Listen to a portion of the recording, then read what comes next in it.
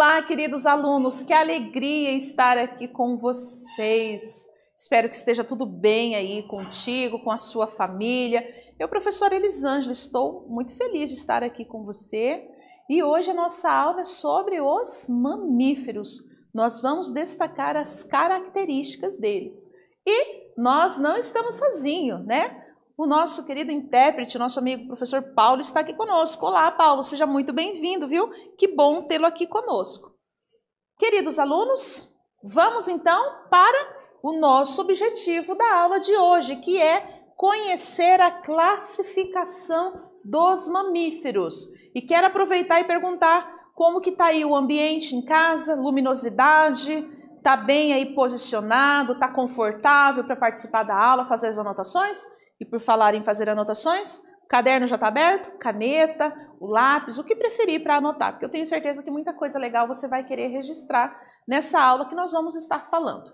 E para a gente iniciar a nossa aula, eu trago para você aqui essa imagem belíssima. Professora, o que é isso? Um ornitorrinco. Ornitorrinco, você já ouviu falar do ornitorrinco? E você olhando para ele aqui, ó, observando essa imagem, o ornitorrinco, ele se assemelha a qual outro animal? Olhando para ele aqui, com quem será que ele se parece, né? Lembra qual outro animal? E por que será que ele nos traz essa lembrança de outro animal? Eu vou dar um tempinho aí para você observar mais essa imagem, né? Para pensar aí na semelhança dele com outro animal e a gente já volta para falar mais um pouquinho dele. Até daqui a pouquinho.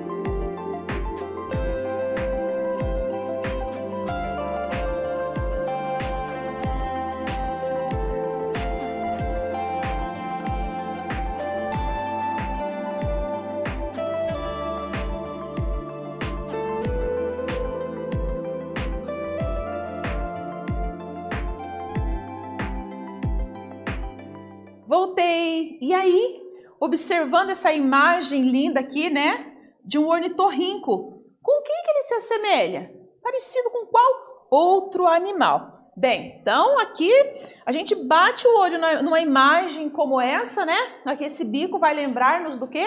De um pato. Isso mesmo, o ornitorrinco ele nos lembra então um pato, né? E a gente observa aqui, falando ainda do bico, né? A gente observa aqui essa característica, né? Anatômica e fisiológica, ok?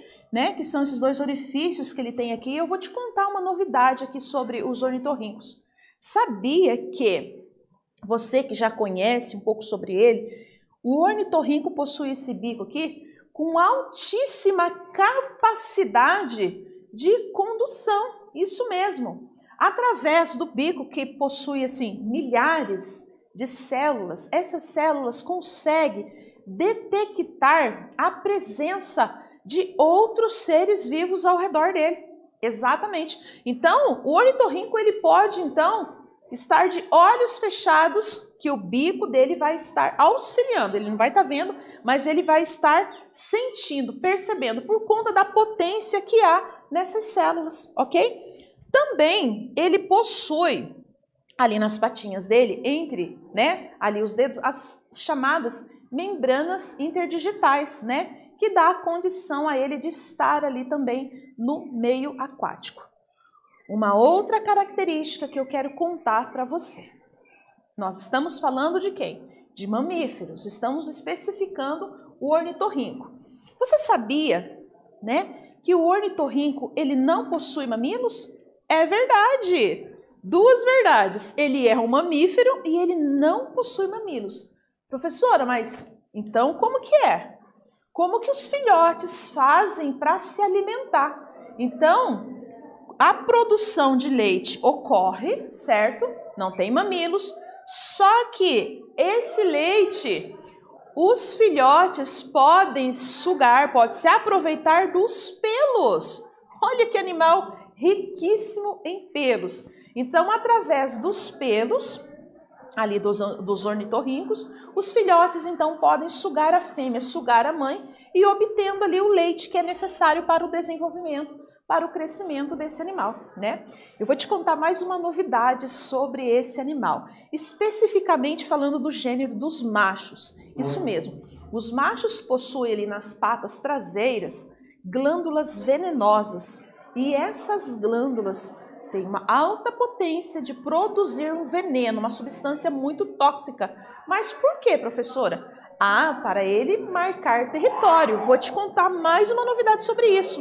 Essas glândulas de veneno que estão presentes ali nas patas traseiras do ornitorrinco, elas são mais ativadas no período da reprodução. Exatamente, no período da reprodução, né? Ele quer demarcar território ali e dizer, ó, já estou aqui, colegas ornitorrincos, não se aproximem da minha namorada, porque ela já tem dono e eu estou aqui marcando o território e ela é minha. Então, eles acionam essas células, são acionadas ali nesse período de reprodução para, então, delimitar ali, né? Que já tem um macho ali com a sua fêmea. Muitas informações, né? Bacana. Bora lá, então, falando, né? Ainda dos mamíferos, quero destacar para você que eles se dividem em 3 grandes grupos, ok? Tá? Então, todos eles possuem sexos separados, né? Falando deles, a fecundação é interna e os filhotes se alimentam, né, do leite, então, que é produzido, que é secretado ali no corpo da fêmea. Então, nós temos aqui os monotremados, nós acabamos de falar deles, né? Que estão aqui representando esse grupo, que é o ornitorrinco. Nós temos aqui os marsupiais, que nós vamos falar das suas características. Nós temos aqui esse bebê lindo, né, representando aqui a espécie humana que está no grupo dos placentários, ok? Muito bem, então vamos falar um pouquinho desses grupos. Nós temos aqui então o ornitorrinco, né, que está no grupo então dos monotremados, né, produzem o leite, mas não tem mamilo. E digo para você, a cloaca, né? A cloaca tem a função ali, tanto na parte genital, para reprodução, quanto na parte ali final do sistema digestório, nesses animais aqui especificamente. E lembrando que são os únicos, tá? Os ornitorrincos são os únicos mamíferos que botam ovos, né? E lembrando que os seus filhotes, então, já que a mãe, né, já que esse grupo de animais não possui os mamilos, né, os filhotes, então, obtêm ali o leite a partir dos pelos ali da mãe, ok? Muito bem. São os mamíferos mais primitivos. Então, nós temos eles aqui, ó. O ornitorrinco, lembra que eu mencionei as membranas interdigitais? Nessa imagem aqui nós já podemos ver. Temos aqui também os equidinas, né? São encontrados onde? Na região mais ali da Austrália, da Tasmânia, Nova Guiné. E nós temos aqui esses 2 exemplos, então, de monotremados. Agora nós falamos dos marsupiais. Estamos falando de um outro grupo de mamíferos, que tem como principal característica, olha aqui, gente, confere aqui comigo, o marsúpio, que é uma bolsa, olha que chique, né? Enquanto nós, mulheres, espécie humana, temos que carregar aquela bolsa, né? Com material aí sintético, de couro, que nós utilizamos para guardar as nossas coisas. Esses animaizinhos aqui têm uma bolsa natural chamada de marsúpio, né? Que está localizada aqui no abdômen. E para que serve, né? Como toda fêmea, né, necessita ali de uma bolsa para guardar algo. Então, no caso aqui dos marsupiais, para recolher, manter protegido ali, então, os seus filhotes, né, que vão estar aqui até completar o seu desenvolvimento e vão se tornar, então, independentes. Olha que beleza, né? Essa bolsa natural que vai recolher, guardar, proteger, então, os filhotes dos marsupiais. Fazem parte desse grupo, dos marsupiais. Vou citar aqui 3 para vocês. O canguru, coala e também o gambá. Então, trouxe 3 exemplos aqui para você para mostrar, então, os representantes dos marsupiais. Vamos falar agora de outro grupo. Lembra do bebezinho lá atrás, espécie humana, representando quem? Os placentários, né? São animais vivíparos, ou seja, se desenvolve internamente no corpo da mãe, no corpo da fêmea, né? O embrião vai se desenvolver lá no útero e por ali ele vai se alimentar também. Isso mesmo. Enquanto as espécies ovíparas obtêm ali do próprio ovo os nutrientes, inclusive o oxigênio ali, para a manutenção do embrião ali dentro do ovo, né? Aqui no grupo dos placentários, o embrião vai se alimentar a partir do quê? A partir da placenta. Então, tudo que a mãe ingerir ali vai ser transferido ali, né? Para o bebê através da membrana. Por isso que é muito importante, né? No período gestacional ali, que a mãe cuide muito bem da sua alimentação, né? Se alimente adequadamente, para que então o seu bebê, o embrião, esteja recebendo ali os nutrientes necessários para o seu desenvolvimento, que é placentário. Legal, né? Topa fazer uma atividade? Tá com o caderno aí no jeito? Caderno, caneta para anotar? Bora lá. O ornitorrinco vive perto da água e nela se locomove utilizando as membranas existentes entre seus dedos. Seus filhotes se desenvolvem em ovos e se alimentam lambendo uma secreção láctea que escorre nos pelos da mãe. Possui um bico achatado com o qual pega o alimento no lodo do fundo do rio. Aí agora eu vou pedir para você, discuta com seus colegas. Não é para brigar, não é para brigar não. É só para conversar, uma discussão sadia, uma troca de ideia, de informações aí com os seus colegas da turma sobre o quê? Essa discussão sobre as características mencionadas no texto que justifica a classificação dos ornitorrincos como mamífero. Então, aqui no texto a gente tem algumas características que nós mencionamos, né? Inclusive, na aula já falamos anteriormente, e você vai falar sobre essas características que classificam os ornitorrincos como mamíferos. Eu vou dar um tempinho, sim, para você registrar essa atividade, para você responder aí com os seus colegas, e a gente já volta a falar mais. Até já!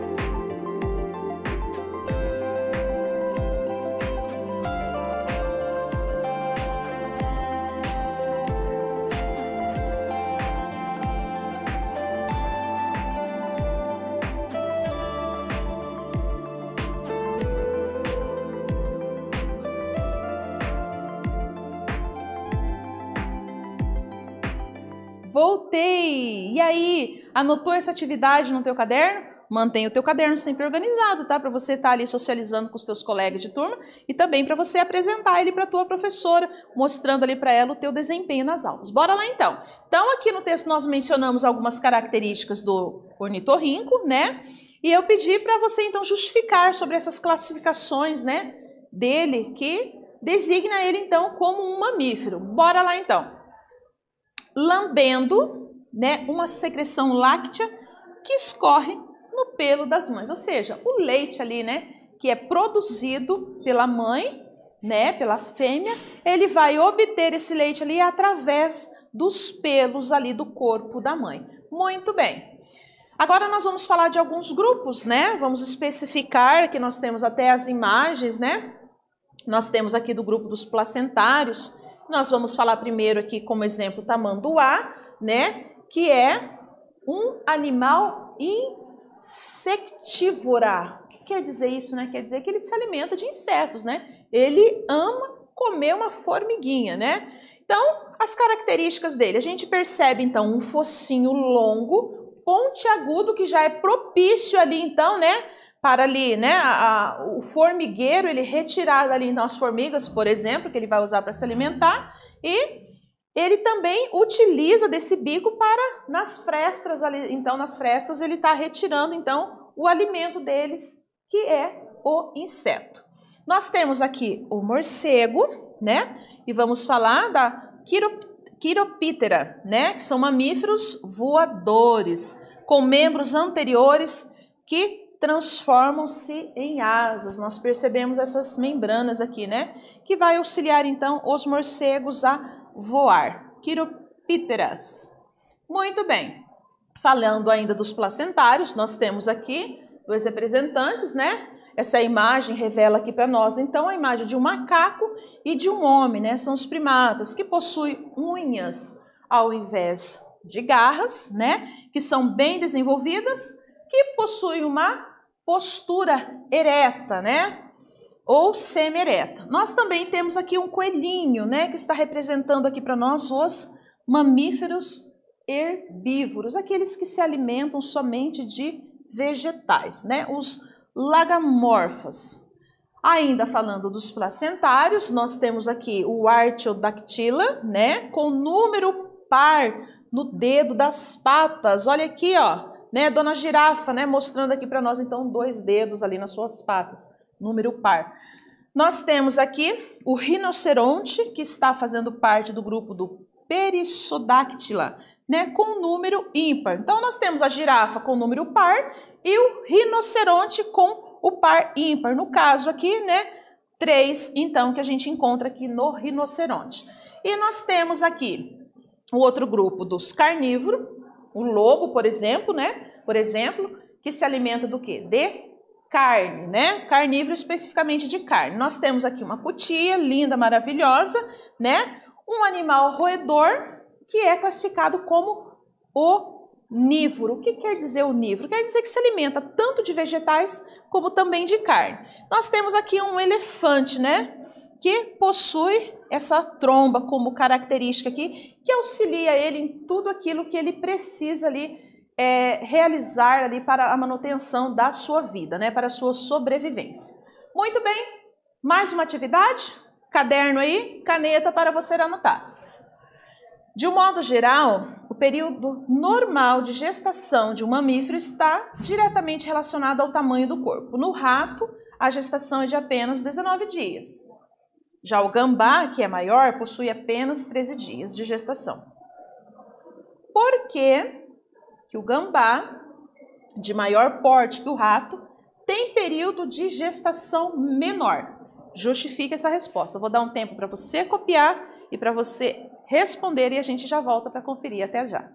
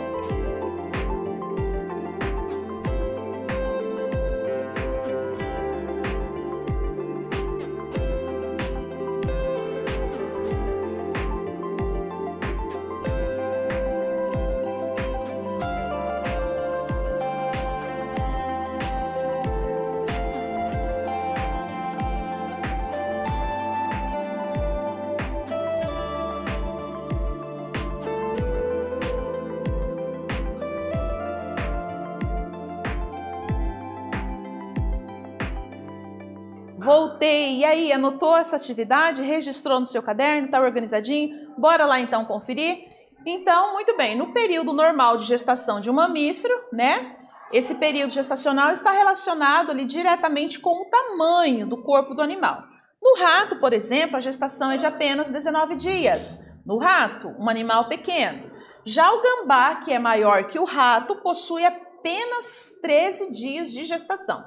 Por que o gambá, que é de maior porte que o rato, né, tem período de gestação menor? Bora lá conferir então? Muito bem. Já justificando, os gambás são marsupiais e apresentam uma gestação curta.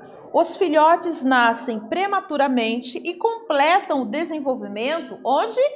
Dentro do marsupial. Lembra da bolsa natural? Isso mesmo, onde se alimenta do leite secretado pelas glândulas mamárias. Então, está bem justificado, né? Eles vão completar ali, então, o desenvolvimento deles ali dentro do marsúpio, aquela bolsa ali marsupial ali que vai proporcionar ali condições necessárias e suficientes para o desenvolvimento ali do filhote, melhor, para que ele complete ali o seu desenvolvimento. Muito bem, e o que nós vimos nessa aula de hoje?